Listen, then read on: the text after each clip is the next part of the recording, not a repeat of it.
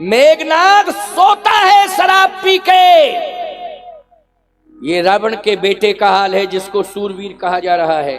लेकिन आपके पास जो सूरवीर सैनिक है जिसने इंद्रियों को जीता है, जब तक उसे मार नहीं डालेगा तब तक वो सोएगा ही नहीं, सोएगा ही नहीं, जब तक मेघनाद का वध नहीं कर देगा।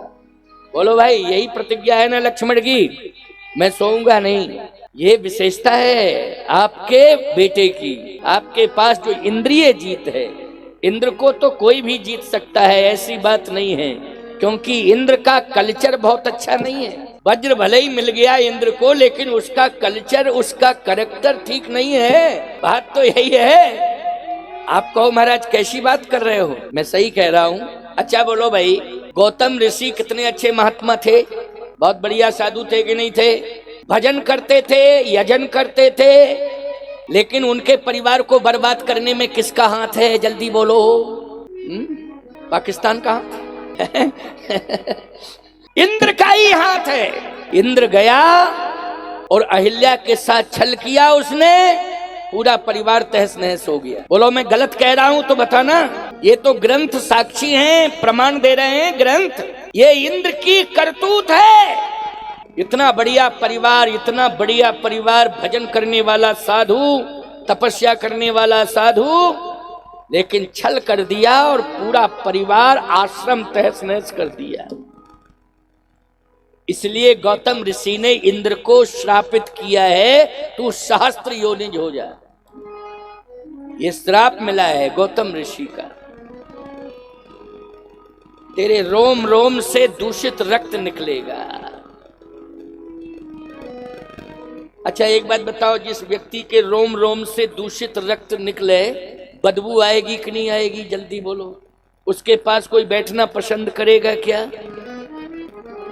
और आपको बता दें, अश्विनी कुमार जैसा वैद्य रहता है स्वर्ग में, लेकिन अश्विनी कुमार ने जवाब दे दिया कि मैं इस बीमारी का इलाज नहीं कर सकता हूं। अब बताइए, जो राज वैद्य है अश्विनी कुमार, उसने इंद्र को जवाब दे दिया है कि मेरे पास कोई भी उपाय नहीं है, मैं उपचार नहीं कर पाऊंगा। महात्मा ने ऐसा श्राप दिया कि डॉक्टर भी फेल, वैद्य भी फेल, बीमारी का इलाज नहीं हो सकता है। याद रखना, अंत में इंद्र को भगवान की शरण में जाना पड़ा जनकपुर में, और भगवान के दर्शन करके ही उसकी बीमारी दूर हुई है। भगवान के दर्शन से उसकी बीमारी दूर हुई है। भगवान तो मेरा बड़ा कृपालु और दयालु है ना, बहुत ही जल्दी क्षमा कर देता है, कृपा कर देता है। उसी का तो नाजायज लाभ ले रहे हैं ये सभी बदमाश आतंकवादी, हमारे ईश्वर की सिधाई का। क्योंकि हमारे भक्त भी उतने ही सीधे होते जा रहे हैं जितना हमारा हाई कमान सीधा है। क्यों भाई? परमात्मा वैसे ही हमारे उनके भक्त होते जा रहे हैं। लेकिन ये नहीं समझते हैं ये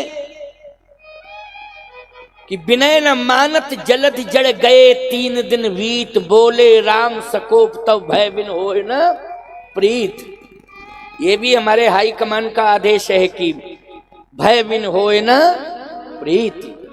ये भी तो भगवान राम का ही डिमडिम नाद है। इसलिए इंद्र जो है बहुत अच्छा कल्चर वाला नहीं है। ऊंच निवास नीच करतूती, देख न सकई पराई विभूति। काक समान पाक रिपुरीति। इस चौपाई में पाक का नाम आ गया। क्यों पाक आ गया शब्द की नहीं? आ गया ना, रामायण की चौपाई है, कोई मैंने अभी थोड़ी बना ली है, मैं कोई कवि हूं। काक समान पाक रिपुरीति, छली मलीन कतौन प्रतीति। ऊंच निवास नीच करतूती, देख न सकई पराई विभूति। इसलिए इंद्र के पास वज्र है और रावण के बेटे ने, मेघनाद ने उसे चैलेंज दे दिया है, वो इंद्र जीत घोषित हो गया है, लेकिन इंद्रिय जीत नहीं हो पाया। इंद्र जीत होना विशेषता नहीं है, इंद्रिय जीत होना विशेषता है। आपका बेटा जो लक्ष्मण है, आपका छोटा भाई लक्ष्मण है, वो इंद्रिय जीत है। 14 साल तक जब तक नहीं मार देगा मेघनाद को, जो सबसे बड़ी ताकत है लंका की, जब तक उसे नहीं मार देगा तब तक सोएगा नहीं, सोएगा नहीं। 14 साल तक निद्रा त्यागी है और अन्न जल का भी त्याग कर दिया है। फल का त्याग, जल का त्याग, नींद का त्याग। बोलो किया है कि नहीं किया है? यह है इंद्रिय जीत। अच्छा, मेघनाद ने क्या त्याग किया? कुछ नहीं। कहूं महेशुमान सुधेनु खर आज निशाचर भक्त। लक्ष्मण ने 14 साल तक जल भी नहीं पिया है। फल की बात छोड़ो, जो राम जी के पास सूरवीर सैनिक है, जितेंद्रिय है, उसने आतंक को समाप्त करने का संकल्प लिया है कि जब तक मैं लंका का सफाया नहीं कर दूंगा तब तक अन्न जल ग्रहण नहीं करूंगा, नींद नहीं लूंगा, चैन से सोऊंगा नहीं, जब तक मैं लंका के राक्षसों का सफाया न कर दूं। सोया नहीं। ये भगवान राम का जितेंद्रिय सूरवीर सैनिक है। और अयोध्या की ओर 14 साल देखा नहीं, देखा नहीं 14 साल अयोध्या की। यह है जितेंद्रिय, यह है संयमी, यह है समर्पित सूरवीर सैनिक जो श्री राम को मिला है। और यदि आप ये कहो कि सुलोचना पतिव्रता है और वो बहुत बड़ी शक्ति है जो लंका में है, तो अयोध्या में उर्मिला जैसी महाशक्ति तपस्विनी आपको विजय श्री दिलाने के लिए तपस्या कर रही है। उसका नाम क्या है? उर्मिला। सुलोचना नींद ले रही है, उर्मिला जाग रही है। मेघनाद सो रहा है, लक्ष्मण जाग रहा है। बोलो कितना अंतर है, कितना अंतर है, सोचो जरा। अरे जाग जाग हिंदू जाग, जागो जागो जागो। लक्ष्मण की तरह जब तक तुम नहीं जागोगे, तुम्हारे ऊपर इसी तरह वार प्रहार धोखे से होते रहेंगे, धोखाधड़ियां होती रहेंगी। जाग जाग हिंदू जाग, तेरे घर में लगी आग। ये पाकिस्तानियों ने आग लगाई है हिंदुस्तान में। बोलो लगाई आग कि नहीं लगाई? हम सो रहे थे इसलिए आग लगाई इन्होंने, इन्होंने आग लगाई है। इसलिए अभी भारत के अंदर की लड़ाई लड़ना बंद करो। अभी हमें पड़ोसी से निपटने दो पहले, समझ रहे हो कि नहीं? अंदर की लड़ाई बंद करो। अभी जो हमारे देश में अशांति फैला रहा है, हमें पहले उससे निपटना है, उससे निपटना है। जाग जाग हिंदू जाग, तेरे घर में लगी आग। इस आग को बुझाना है,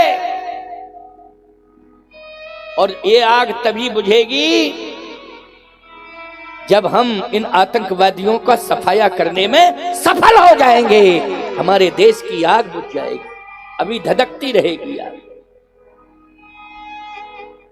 हमारे देश की वीरांगना तपस्विनी पतिव्रता उर्मिला तपस्या कर रही है, लेकिन सो नहीं रही है। अगर लक्ष्मण ने अन्न जल का त्याग किया है तो उर्मिला ने भी अन्न जल का त्याग किया है। अगर लक्ष्मण ने नींद का त्याग किया है तो लक्ष्मण की पत्नी उर्मिला ने भी नींद का त्याग कर दिया है। लेकिन सुलोचना अन्न जल का त्याग नहीं कर पाई, नींद का त्याग नहीं कर पाई। वो पतिव्रता है, उसके पतिव्रत धर्म में किंचित मात्र भी संदेह नहीं है। लेकिन अगर तुलना की जाए लंका की सती और अपने आर्यावर्त भारत की सती की तुलना की जाए उर्मिला और सुलोचना की, किसका पल्ला भारी हो जाएगा? अयोध्या की पतिव्रता का पल्ला भारी हो जाएगा और लंका की पतिव्रता का पल्ला हल्का पड़ जाएगा। बोलो पड़ जाएगा कि नहीं? इसलिए महाशक्ति आपके पास भी है, और यदि आप अन्यथा न लें तो विभीषण ने अगर भजन किया है, वो संत है, वो लंका में भजन कर रहा है, तो रामादल में हनुमान जी जैसा भजन किसी ने नहीं कर पाया है। और आज भी हनुमान यत्र यत्र रघुनाथ कीर्तनम तत्र तत्र कृतमस्तकांजलिम बाष्पवार परिपूर्ण लोचनम मारुतिम नमत राक्षसांतकम। हनुमान जैसा संत, भजन करने वाला और सूरवीरता का पर्याय पूरी दुनिया में नहीं पाया जा सकता है, जो सूरवीरता का स्वरूप हनुमान जी में दिखाई देता है। बोलो इस भूतल पर है किसी में ऐसा भजन करने वाला है? सुमिरी पवन सुत पावन नाम, सुमिरी पवन सुत पावन नाम, अपने बस करी राखे राम, अपने बस कर राखे राम। सुमिरी पवन सुत पावन नाम, सुमिरी पवन सुत पावन नाम, अपने बस करी राखे राम, अपने बस करी राखे राम। सुमिरी पवन सुत पावन नाम, अपने बस कर राखे राम। भगवान को बंधन में बांध लिया, अपने वश में कर लिया भजन के प्रभाव से, इतना भजन किया। अरे विभीषण को तो अभी भगवान मिले ही नहीं है। क्यों भाई? हनुमान जी के भजन कीर्तन के भजन की तुलना की जाए तो यहाँ इतना भजन किया है, अपने बस कर राखे राम, अपने बस में कर लिया और अपना हृदय ही घर बना दिया भगवान के रहने के लिए, और बसई राम सर चाप धर। लेकिन वो इतना भजन करने के बाद अभी तक रामाई जी नहीं मिले। अच्छा, किसके लिए भजन कर रहा था? राम जी की प्राप्ति के लिए। लेकिन मिल पाए उसे? नहीं मिले। भगवान राम ने कहा लेकिन फिर भी सोचना पड़ेगा, तीन ताकतें रावण के पास, तीन ही राम के पास हैं, तो तीन मत बराबर पक्ष विपक्ष के पास है। थोड़ा एक मत ज्यादा राम को मिल जाए, एक मत बस, केवल एक। हनुमान जी बोले हम लंका जा रहे, कहो तीनों ले आए मत। लंका जा रहे हैं, अगर आपकी आज्ञा मिल जाए तो तीनों मत, तीनों ले आएंगे। भगवान ने कहा नहीं, सुलोचना अगर आएगी तो हरण माना जाएगा उसका। तो रावण ने सीता का हरण किया, पूरे दुनिया में बदनाम हो गया रावण। लेकिन रामादल में हरण करके सुलोचना लाई जाएगी तो राम बदनाम हो जाएगा कि नहीं? जो काम रावण ने किया वही काम राम जी ने करवा दिया? नहीं नहीं नहीं नहीं, ये नहीं करना है। नारी का सम्मान करना है। नारी राम का आदर्श है, राम का संदेश है कि हर घर में नारी वरण करके लाई जाए, हरण करके नहीं, वरण करके लाई जाए। ये राम का डिमडिम नाद है, हर घर में नारी वरण करके लाई जाए। बोलो भाई, नारी वरण करके इस समय लगने चल रही हैं कि नहीं चल रही हैं? वर्ण करके हर घर में नारी लाई जा रही है कि नहीं लाई जा रही है? ये नीति किसकी है? ये नीति सनातन की है। ये नीति किसकी है? वेदों की है। ये नीति किसकी है? श्री राम की। हर घर में नारी वर्ण करके लाई जाए, हरण करके नहीं। रामादल में कभी कोई नारी हरण करके नहीं लाई जा सकती है। हमें ऐसी जीत नहीं चाहिए जिसमें नारी का हरण करना पड़े, ऐसी जीत नहीं चाहिए। बोलो भाई, कितना बड़ा संदेश मिल रहा है। ऐसी जीत नहीं चाहिए जिसमें नारी का हरण किया जाए। तो फिर आप आदेश तो दें। भगवान ने कहा संत को मिलाओ, बस संत को लाओ। किसको लाओ? संत को। संत मिल जाए तो निश्चित रूप से एक मत अधिक हो जाएगा, 4 हो जाएंगे। क्या हो जाएंगे? 4, 2 संत। क्योंकि युद्ध होता है ना, तो राक्षसों की आदत है पीछे से वार करते हैं। तो राम जी ने कहा कि हमारे पास एक ही संत है, वो हनुमान। अब विभीषण अगर संत मिल जाएगा तो जब मैं युद्ध करूंगा तो एक संत आगे, एक संत पीछे, बीच में राम। क्यों भाई? एक संत आगे और एक संत पीछे। राम की रक्षा आगे वाला संत करेगा और राम की रक्षा पीछे वाला भी संत करेगा। 2 संत। इसलिए तुरंत विभीषण पाछे मेला। स्पष्टीकरण है, क्योंकि हनुमान जी और विभीषण जी दोनों आगे आगे जा रहे थे। भगवान ने कहा ये तो गड़बड़ है, गड़बड़ है। हनुमान आगे है तो एक संत राम के आगे और दूसरा संत राम के पीछे। तुरंत विभीषण पाछे मेला, सन्मुख राम सहु सोई सेला। क्योंकि पीछे से राक्षस वार ना कर दें, संत ही रक्षा कर सकता है। सारी दुनिया की रक्षा भगवंत करता है, भगवंत की रक्षा संत करता है। इस कथा का यही तो संदेश है। भगवंत जो है सारी दुनिया की रक्षा करता है, लेकिन भगवंत की रक्षा कौन करते हैं? संत करते हैं। इसलिए संत एक आगे है, एक पीछे है। राम जी के पास 2 महात्मा, एक संत मिल जाए बस, वो लंका का महात्मा, बस वो मिल जाए। हनुमान जी ने कहा वो तो मिला ही मिलाया है, इसमें क्या दिक्कत की बात है? भगवान ने कहा जोर जबरदस्ती नहीं करना, कि जबरदस्ती करके धमका के फिर लाओ। साधु को धमकाना नहीं चाहिए, याद रखो। साधु से तो प्रार्थना करनी चाहिए, साधु से प्रार्थना करो और साधु को अपने स्वभाव से बस में करो, दबाव मत बनाओ। क्योंकि साधु पर अगर तुमने दबाव बनाया तो ये समझ लेना नुकसान खा जाओगे, बहुत बड़ा नुकसान खा जाओगे प्यारे, ये पक्की बात है। इसलिए दबाव नहीं बनाना चाहिए, क्योंकि दबाव में वो आएगा ही नहीं। अच्छा एक बात बताओ, कपूर को तुम हाथ में लो, मुट्ठी बना लो, उड़ जाएगा कि नहीं उड़ जाएगा? बोलो, देख ले, अनुभव कर लेना। कपूर को लेना, यूं बंद कर लेना और किए रहो बंद, और जब मुट्ठी खोलोगे तो उड़ गया। दबाव में आएगा ही नहीं वो, चाहे जितना दबाओ। समझ गए हो कि नहीं? दबाव में नहीं आएगा। ये तो नकली कपूर आ रहे हैं कि ना सुगंध ही नहीं है, और आरती में डाल दो तो आरती बुझा दे, ऐसा नकली आ रहा है कपूर। हाँ, आरती बढ़ाने के लिए, लौ बढ़ाने के लिए कपूर का प्रयोग, कपूर ही बुझा देता है। पता नहीं कौन सा कपूर है ये, नकली पकली कपूर आ रहा है।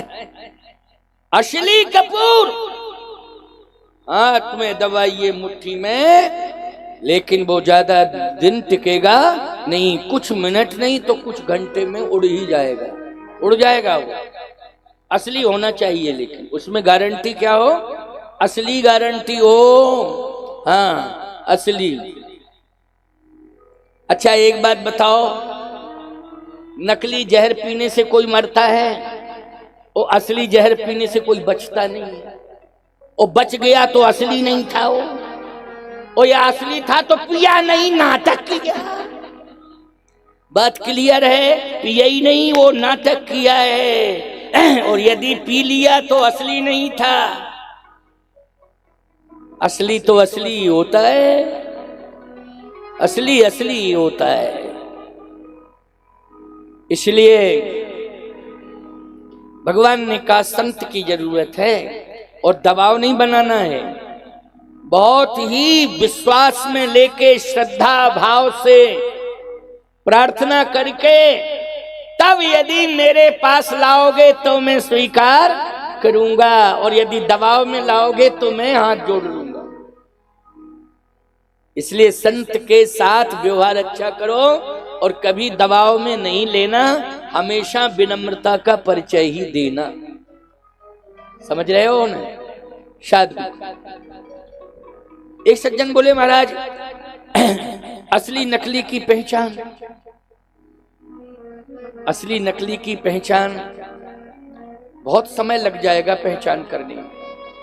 लेकिन इतना ही मान लो, जैसे सड़क पर प्राइवेट वृक्ष है, प्राइवेट पेड़ सड़क पर खड़ा है, लेकिन उसमें अगर तुमने दो सफेद डंडी और बीच में लाल खींच दिया तो सरकारी घोषित हो जाएगा कि नहीं हो जाएगा?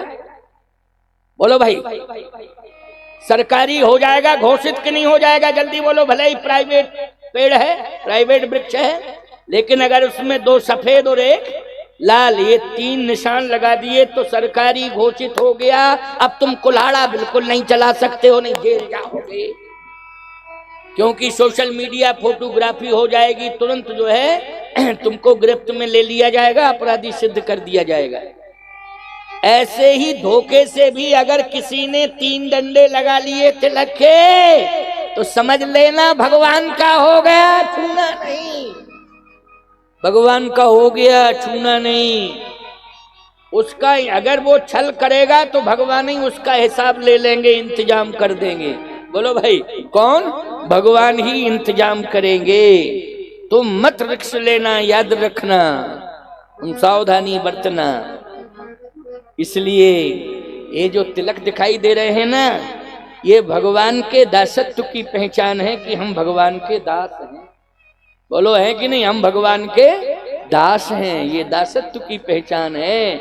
इसलिए राम से बड़ा राम का नाम, ऐसे राम ते अधिक राम कर दासा, राम ते अधिक राम कर दासा। लिखा है कि नहीं लिखा है? मोरे मन प्रभु अस विश्वासा, मोरे मन प्रभु अस विश्वासा,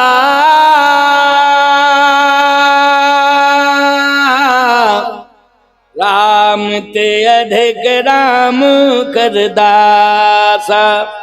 राम जी से ज्यादा बड़ी महिमा राम के दास की है। इसलिए हनुमान, तुम्हें यही करना है कि वो संत रहता है ना, उस संत को जो है प्रभावित करना है, लेकिन किसी भी प्रकार से दबाव नहीं बनाना।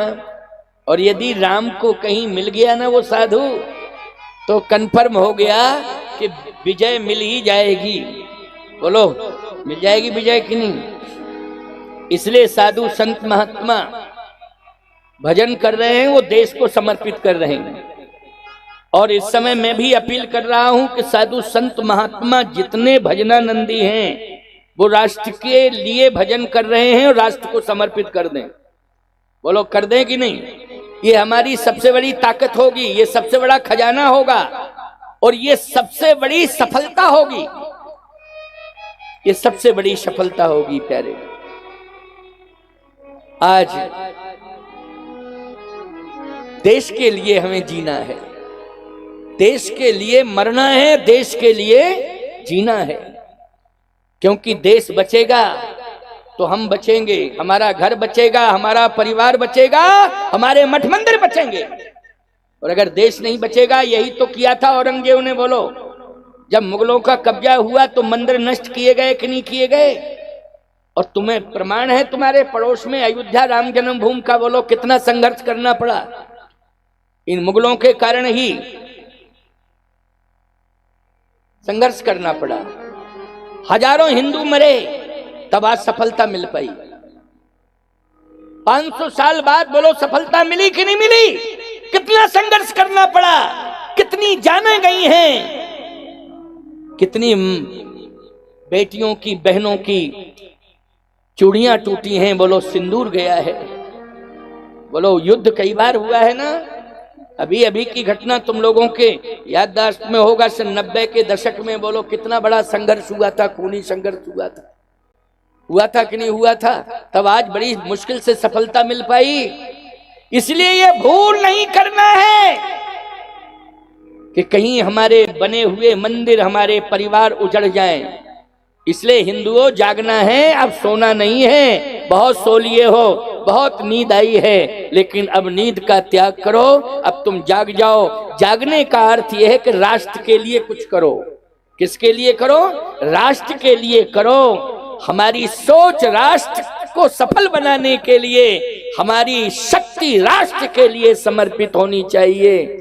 आज हम आह्वान कर रहे हैं इस मंच से सभी नौजवान भाइयों का एवं देशवासियों का, सभी का इस मंच से हम आह्वान कर रहे हैं कि इस समय राष्ट्र के लिए सब कुछ करना है। हमारा समय भी हमें देना है, तो किसके लिए देना है? राष्ट्र के लिए समय देना है।